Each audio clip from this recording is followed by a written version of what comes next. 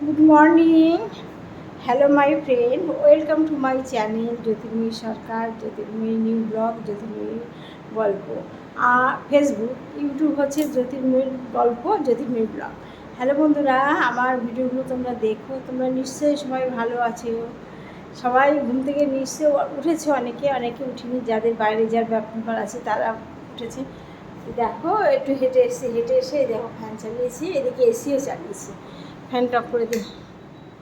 প্রচণ্ড গরম বাবা। সকালে উঠেছি পৌনে পাঁচটায় উঠে তারপরে তোমার একটু গুছিয়ে বেরিয়েছি। 5:30 নাগাদ বেরিয়েছি। বেরিয়ে কিছুটা হেঁটে কিছুটা তোমাদের জন্য ভিডিও দিয়ে এই বাড়ি ঢুকলাম। ঢুকে আমি ভাবছি যে আমি না আপনাদের সঙ্গে একটু গল্প করিনি, না করলে ভালো লাগে না। দুদিন করতে পারছি না, একটু সমস্যার ভিতরে পড়েছি, যার জন্য আমার মনটা ভালো নেই বলে আমি ফ্রেন্ডে যারা আমার ভিডিও দেখে তাদের কমেন্ট করতেও পারছি না, সময় পাচ্ছি না। হয়েছে আমার মোবাইলের গ্যালারি ভরে গেছে, বুঝেছো, কিছুতেই সেটাকে কমাতে পারছি না। যেন এই নিয়ে খুব টেনশান আছি। এখন দেখা যাক কী হয়। তারপর এই কিছু ভিডিও দিয়েছি। আজকে গেছিলাম তিল ক্ষেতের ভিতরে ভিডিও দিলাম।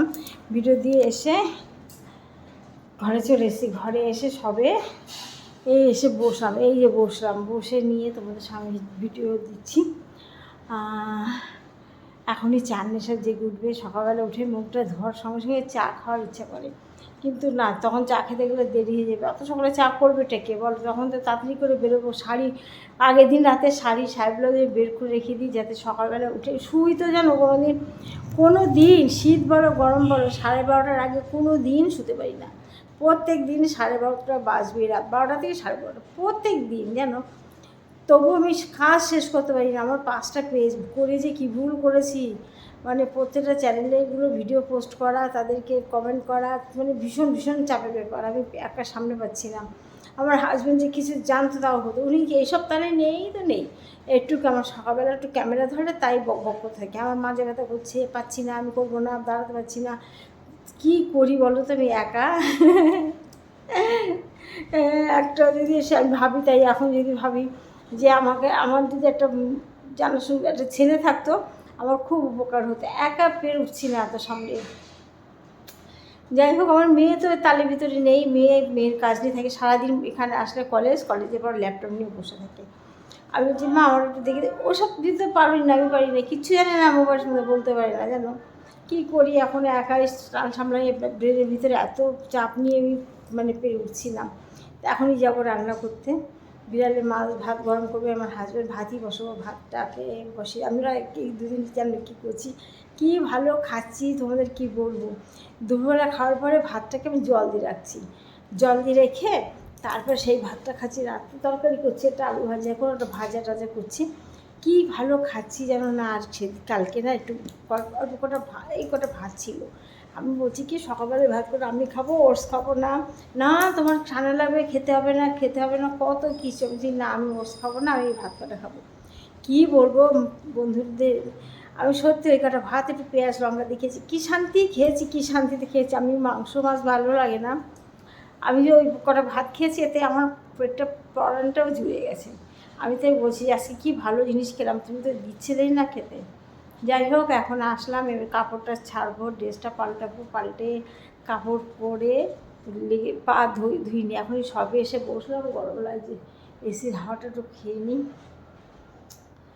এসির হাওয়াটা খেয়ে নিয়ে গিয়ে যাবো। সারাদিন এসি চলে, বাসে যাচ্ছে না, এত গরম না। ওফ, দেখো চুলগুলো সব ভিজে গেছে আমার। এখন ভিডিও দিলাম, বিকেলবেলা ভিডিও দেবো, আবার 6টা থেকে লাইভ করব।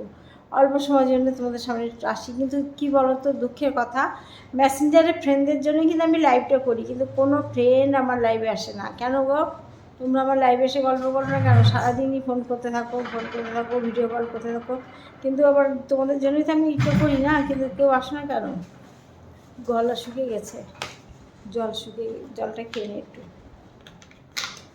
দেখো রাত ভরে ফ্রিজের এখানে রাখা আছে তো, জলটা ঠান্ডা। একবার পুরো রাতটা ধরে সারাদিন ধরে এসি চলছে সারাদিন। এই এখন যাব একটু সবজি কাটবো, সবজি কেটে এসে বসবো, স্নান করে মিঠাই লাগতো ঠোলে, স্নান করব, করে রান্নাটা করে স্নান করে নিয়েই ঘরে বসবো। সেই যে বসবো এসির ভিতরে সারা দিন, আর আমি ঘর থেকে বেরোই না, জানো এত গরম বাবা, মানুষের পাচ্ছে না। একটু বৃষ্টির দরকার, কিন্তু বৃষ্টির খোঁজ নেই, জানো কি অবস্থা, মানুষ টাকা বড় দায় হয়ে গেল। যাই হোক বন্ধুরা, তোমরা আমার ভিডিওগুলো একটু দেখো প্লিজ, একটু দেখো, একটু কমেন্ট করো। অনেক বন্ধু আমার ভিডিওগুলো কমেন্ট করে, তাদের জন্য থ্যাংক ইউ বন্ধু।